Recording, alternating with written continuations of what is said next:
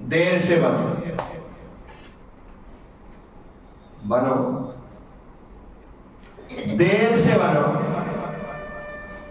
लेकिन जिंदगी में कुछ जरूर बनो। बनो, देर से बनो, लेकिन जिंदगी में कुछ जरूर बनो। क्योंकि वक्त के साथ लोग खैरियत नहीं, हैसियत पूछते हैं। क्योंकि वक्त के साथ लोग खैरियत नहीं, हैसियत पूछते हैं। ये जिंदगी मिली है ना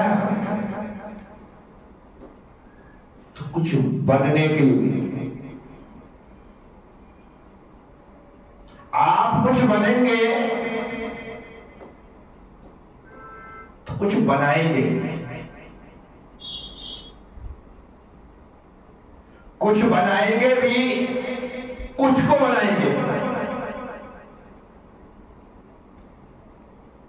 लेकिन कुछ बनाना है या कुछ को बनाना है तो पहले खुद को बनना पड़ेगा। मैं सोचूं कि मैं जैसा जी रहा हूं ठीक है, लेकिन मेरे माध्यम से लोग अच्छी जिंदगी जिए, इम्पॉसिबल। आप अच्छा जिए तो आप दूसरों को अच्छा जीने का संदेश दे सकते हो। आप दूसरों को अच्छे से जीने का मैसेज दे सकते हो। आप खुद रात में खाते हैं, रात्रि भोजन के त्याग का उपदेश कैसे देंगे?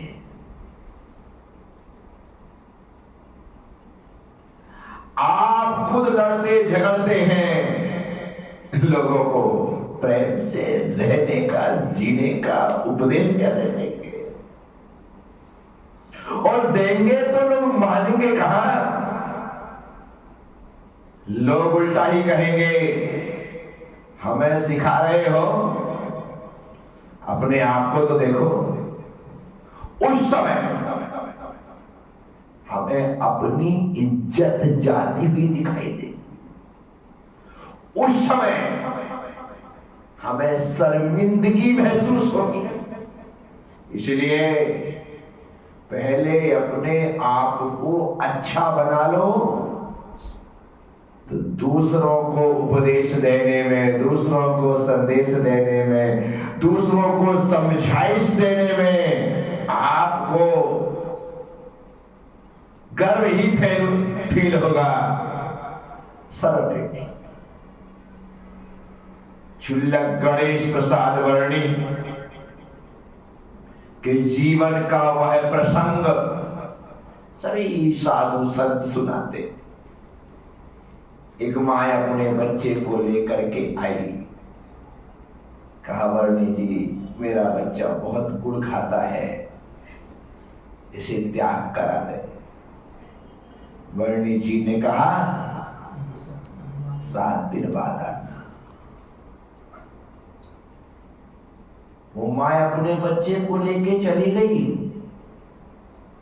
7 दिन बाद आई, कहा आपने कहा था 7 दिन बाद आना, मैं आ गई हूं, मेरे बच्चे को त्याग करा दीजिए। वर्णी जी ने कहा कि बेटा गुड़ नहीं खाना चाहिए, इसका त्याग करो। बच्चे ने त्याग कर दिया।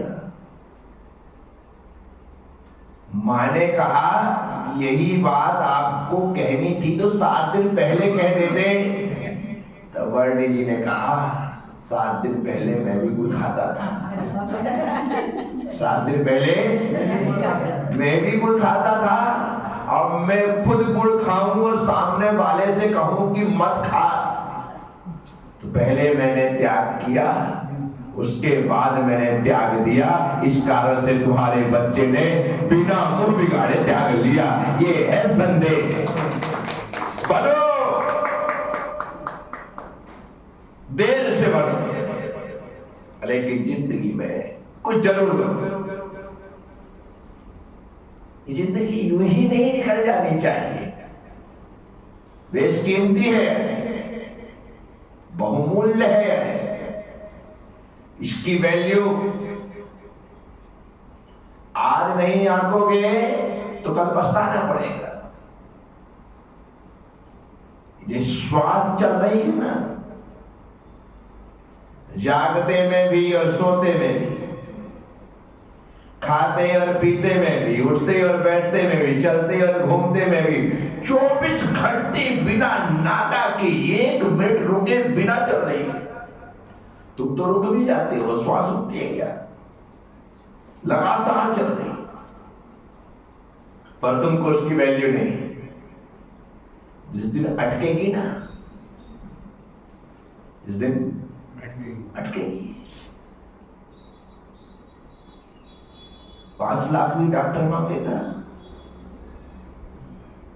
तुरंत देने को तैयार। एक सांस की कीमत 5 लाख, एक सांस की कीमत 5 lakh. Open heart surgery 5 lakh, तुरंत देने को तैयार हो गए। विचार करो,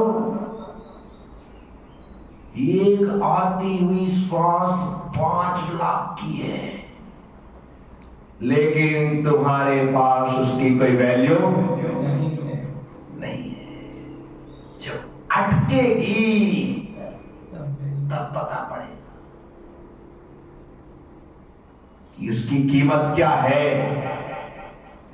इसलिए श्वास श्वास में प्रभु जपो, श्वास वृथा ना जाए। हर श्वास का उपयोग होना चाहिए, जिंदगी की कीमत होनी चाहिए, हर श्वास की कीमत होनी चाहिए, उसे आंकनी पड़ेगी।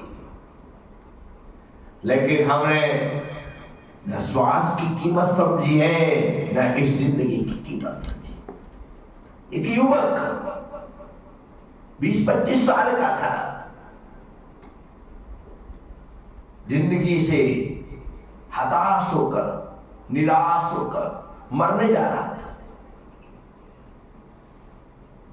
एक संत का मिलना हुआ है, संत ने कहा मरने जा रहे हैं। बोले बस फायदा नहीं है जीने में, इसलिए मर जाना चाहता। आखिर मरने का कारण बता। बोले भगवान ने बहुत अन्याय दिया, सबको सब कुछ दिया, मुझे कुछ भी नहीं दिया, इसलिए मर जाना ही मैं बेहतर समझता हूं। संत ने कहा मर ही रहा है, मेरा भक्त है, मेरे से ज्यादा फक्कड़ है। बड़ा अजीब किस्म का यार। उसके पास चलते हैं, वो कुछ सहयोग कर दे तो सहयोग ले लेना, और जिंदगी जीना, नहीं करे तो मर जाना। उसका चलो संत के साथ। संत अपने भक्त के घर से ले गया, कहा कि आदमी आया है और मरने जा रहा है, मरने जा रहा है। तो मैं इसे पकड़ लाया कि भाई मेरा भक्त है, ये कुछ भी कर सकता है, इसे तुम कुछ सहयोग कर सको तो करो। संत ने कहा, से उस भक्त ने कहा कि यदि गुरुदेव ये मरने जा रहा है तो मर तो रहा है, इसका पूरा शरीर बर्बाद होने वाला है, ये मुझे अपनी दोनों आंख देते हैं, मुझसे 5 लाख ले ले। क्या दोनों आंख देते 5 लाख? संत ने कहा कि भाई देख, खुद मर ही रहा है, 2 आंख देते 5 लाख ले ले। अरे आंख दे दूंगा तो फिर मैं देखूंगा क्या? वो नहीं हो सकता। वक्त ने कहा कि यदि तू आंख नहीं दे सकता तो एक काम कर, अपने दोनों हाथ दे दे और 10 लाख ले ले। संत ने कहा कि भाई क्या विचार है, पागल हो गया, हाथ ही नहीं रहेंगे तो मैं करूंगा क्या? अभाई हो जाऊंगा। भक्त ने कहा कि भाई तू आंख भी नहीं देना चाहता है, हाथ भी नहीं देना चाहता है, एक काम कर, हमने पाँव देते 20 लाख ले, 10-10 लाख का एक पाँव। पागल हो गए? कहीं कहीं नहीं ले जाऊंगा, पैर दे दिया। तुझे हाथ नहीं देना, पैर नहीं देना, आंख नहीं देना, नाक दे भाई, ले 50 लाख काट इसे। अगर नाक ही कट गई तो बचेगा क्या?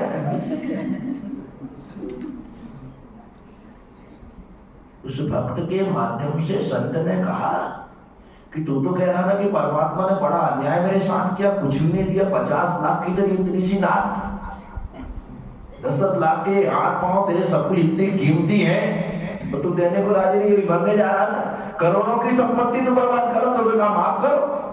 मैंने अपनी कीमत समझी नहीं और मैं इस जिंदगी को दांव पे लगाने जा रहा था, अब मैं गुस्ताखी नहीं करूंगा। परमात्मा ने मुझे सब कुछ दिया, मैं आप सबसे कहता हूं, क्या कमी है हमारे पास? स्वस्थ तन है, स्वस्थ मन है, स्वस्थ जीवन है, और फिर भी कहते हो कि मेरे पास कुछ नहीं। अरे हंसने के लिए मौका है तुम्हारे पास, खुशियां मनाने के लिए मौका है तुम्हारे पास, इत्मीनान से जीने का मौका है तुम्हारे पास, और फिर भी कहते हो कुछ नहीं है मेरे पास। सब कुछ है तुम्हारे पास, लेकिन तुम्हें जिंदगी की वैल्यू नहीं समझी, जिंदगी की कीमत। इसी कारण तुम्हें लगता है कि मेरे साथ अन्याय हुआ है। वो न्याय की गादी पर बैठा हुआ है, न्याय की कुर्सी पर बैठा हुआ है, वो तुम्हारे साथ अन्याय करे?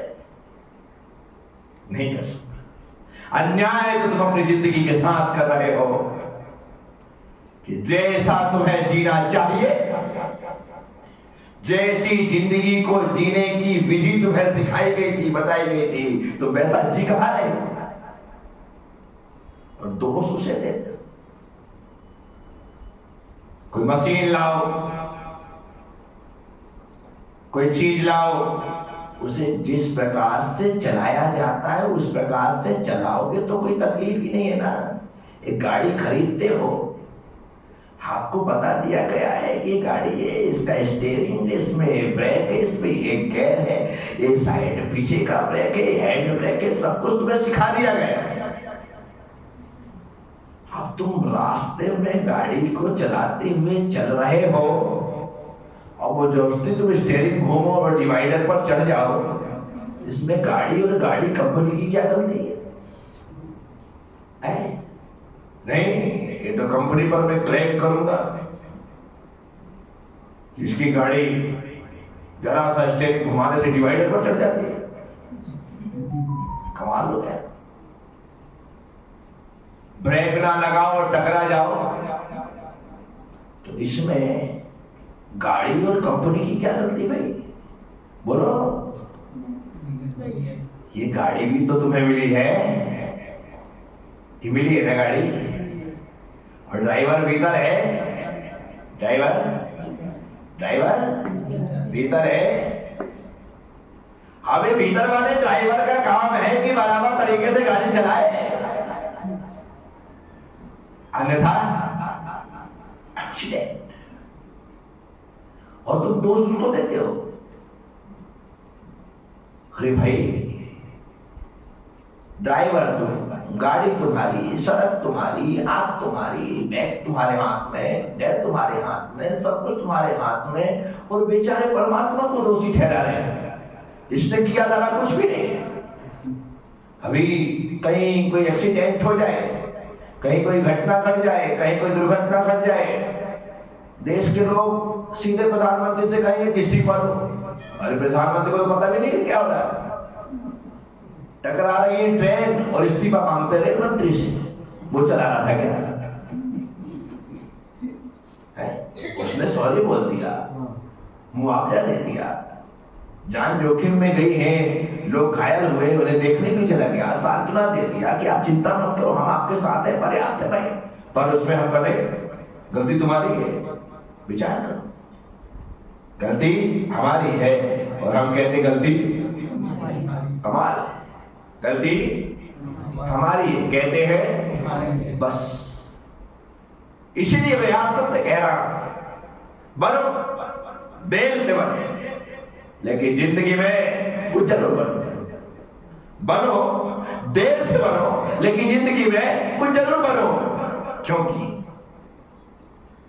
वक्त के साथ लोग खैरियत नहीं पूछते, हैसियत पूछते हैं। कैसे हो,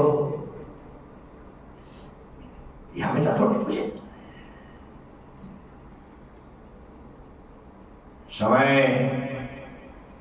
हैसियत का है, और हैसियत उसी की होती है जो जिंदगी का उपयोग कुछ बनने में करता है। लेकिन हम बन तो रहे हैं क्या बेवकूफ। क्या माना बोला, मैं तो जिंदगी भर बेवकूफ बनता रहा।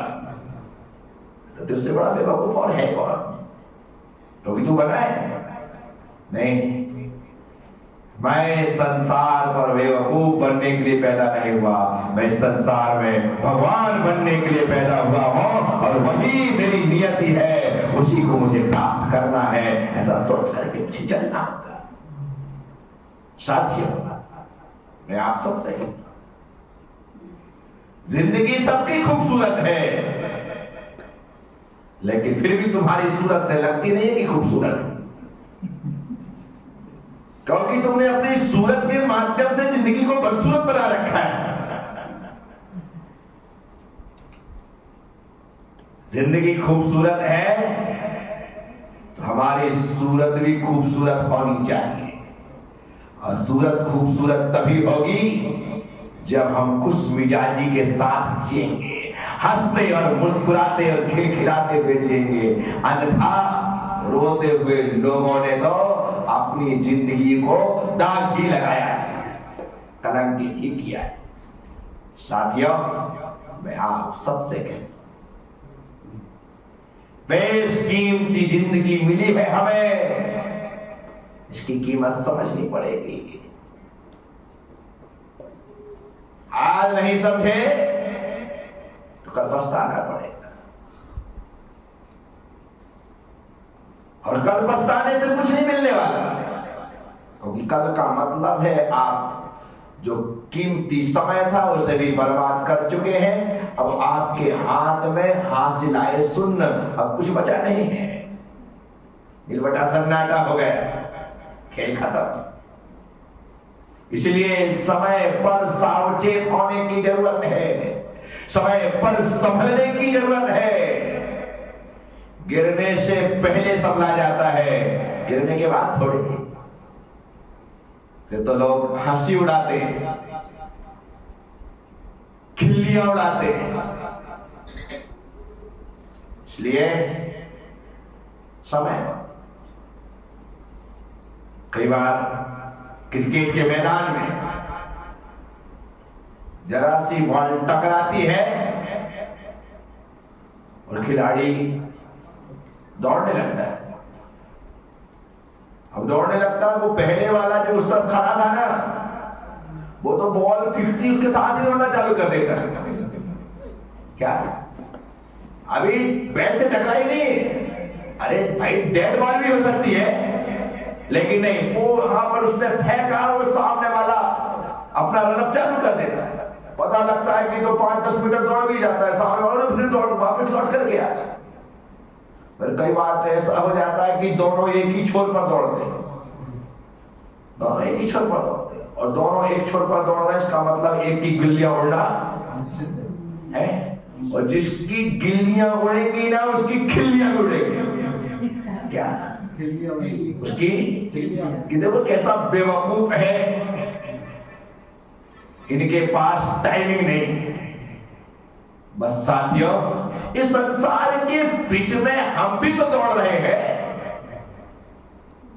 कितने बार हमारी गिल्लियां उड़ी और कितने बार हमारी खिल्लियां उड़ी, थोड़ा सोचो तो सही। हमने अपने ही कारण अपनी हंसी उड़वाई है, कोई हंसी थोड़ी उड़ाता है। संभलने के वक्त पर नहीं संभलोगे तो हंसी उड़ाई जाएगी, और संभलने के वक्त पर संभल गए तो लोग देख करके आंखें खोलेंगे, देख करके हाथ जोड़ेंगे, कहेंगे वाह यार, गजब बैलेंस, मैं होता तो गिर ही जाता। इसलिए आप सबसे बनो, देर से बने, लेकिन जिंदगी में कुछ जरूर बनो, क्योंकि समय के साथ लोग खैरियत नहीं, हैसियत। छोटी सी जिंदगी है और छोटी सी जिंदगी में बहुत बड़ा बनना। छोटी सी जिंदगी में बहुत से लोग तो कहते हैं इतनी सी जिंदगी में क्या करूं। एक व्यक्ति भगवान महावीर बन गए इतनी सी जिंदगी, एक महात्मा बुद्ध हो गया इतनी सी जिंदगी, एक आदि शंकराचार्य हो गया इतनी सी जिंदगी, एक विवेकानंद बन गया इतनी सी जिंदगी। अब तुम्हारे लिए कोई स्पेशल जिंदगी लाए क्या? 72 साल ही तो मिले थे भगवान महावीर स्वामी को। कमाल का जीवन जिया होगा कि एक व्यक्ति 72 साल में भगवान बन सकता है। हम तो 72 पार कर गए, भक्त भी नहीं बन पाए। विचार करना, जिंदगी जीना नहीं आ रहा है। यही वजह है कि हम कुछ बन नहीं पा रहे हैं। साथियों, आपसे मुखातिब होते हुए सिर्फ इतना ही कहूंगा, जितनी कीमत मैंने अपनी जिंदगी की समझी है, बस तुम भी उतनी कीमत अपनी जिंदगी की से समझ लो। आप पाओगे कि आप भी कुछ बन गए, अन्यथा बिना बने यदि बिखर गए तो ये जिंदगी अकारत गई, यह मान करके चलना। तो साथियों, आपने सुना, अनुग्रहित उम्मीद रखूंगा इस चौमासे में, क्या इस चौमासे कुछ बनना, क्या कुछ बनना।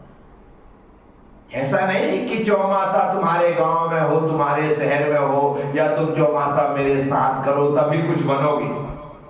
ये चौमासा चालू हो रहा है 2 जुलाई से और चलेगा 12 नवंबर तक। 134 दिन का चौमासा है इस बार, क्योंकि 2 सावन हो गए। 134 दिन का चौमासा है और 134 का 34 में 1 मिला दो तो 35 हो जाते, और ये मेरा 35वां चातुर्मास। कौन सा चातुर्मास? 35वां चातुर्मास मैं यहां पर करने जा रहा। रोज हम बैठते हैं, कोई बैठे ना बैठे, हमारा जो परिवार है ना, ऐसा समोसा रोज लग जाता है और हम बैठ करके चर्चा करते हैं। जो लोग आ जाते हैं वे लोग भी सुन लेते हैं, लेकिन ये श्रृंखला अखंड रूप से जारी है। मैं आप सबसे कहता हूं कि आप भी 134 दिनों में एक दिन अपने नाम करें। 134 दिनों में एक दिन अपने, मैंने बहुत अच्छी व्यवस्था बनाई कि आप पूरा चतुर्मास किसी साधु का नहीं करा सकते, तो चतुर्मास के दिनों में एक दिन का चातुर्मास हम करवा सकते हैं।